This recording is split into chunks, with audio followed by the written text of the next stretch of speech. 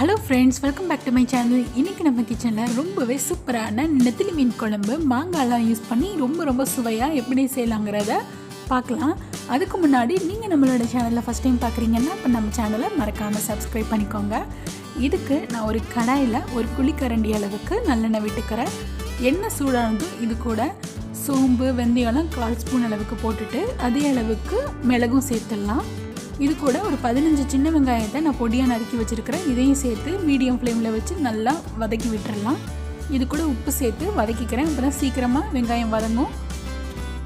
இப்போ இது கூட ஒரு கொத்து கருவேப்பிலை, 2 பச்சை மிளகாய், அப்புறம் 5 பூண்டு சின்னதாக கட் பண்ணி வச்சுருக்கிறேன். இதையும் சேர்த்து நல்லா ஒரு நிமிஷம் வதக்கி விட்டுட்டு இது கூட 2 பழுத்த தக்காளியாக நறுக்கி வச்சுருக்கிறேன். இதையும் சேர்த்து ஹை ஃப்ளேமில் நல்லா வதக்கி விட்டுடலாம் ஒரு 2 நிமிஷத்துக்கு.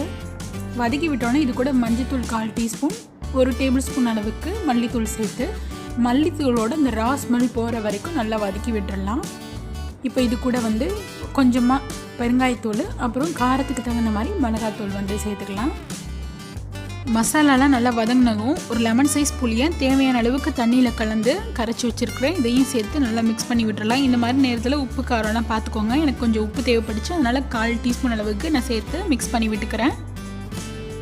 குழம்பு நல்லா 5 நிமிஷம் கொதிச்சோன்னே இது கூட நம்ம கட் பண்ணி வச்சுருக்க மாங்காய் பீசஸை சேர்த்துடலாம்.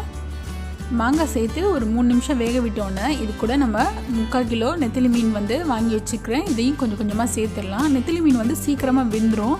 ஸோ அதை 4லேருந்து 5 நிமிஷம் வேக விட்டால் போதும். நல்லா நெத்திலி மீனை கொஞ்சமாக சேர்த்ததுக்கப்புறம் குழம்புக்குள்ளே நல்லா மூழ்கிற மாதிரி நல்லா மிக்ஸ் பண்ணி கலந்து விட்டுடலாம். இப்போ இதில் நான் ஃபைனலாக ஒரு கொத்து கருவேப்பிலை சேர்க்குறேன். நல்லா வாசனையாக இருக்கும். சேர்த்துட்டு 4லேருந்து ஒரு 5 நிமிஷம் நல்லா வேக விட்டுடலாம். பாருங்கள், சூப்பரான நெத்திலி மீன் குழம்பு ரெடி ஆகிடுச்சு. இதே மாதிரி நான் அரைச்சி விட்ட மீன் குழம்பு எப்படி செய்யலாங்கிறது நம்ம சேனல் ஆல்ரெடி அப்லோட் பண்ணியிருக்கேன். அதோட லிங்க் டிஸ்கிரிப்ஷனில் கொடுக்குறேன், செக் பண்ணிக்கோங்க.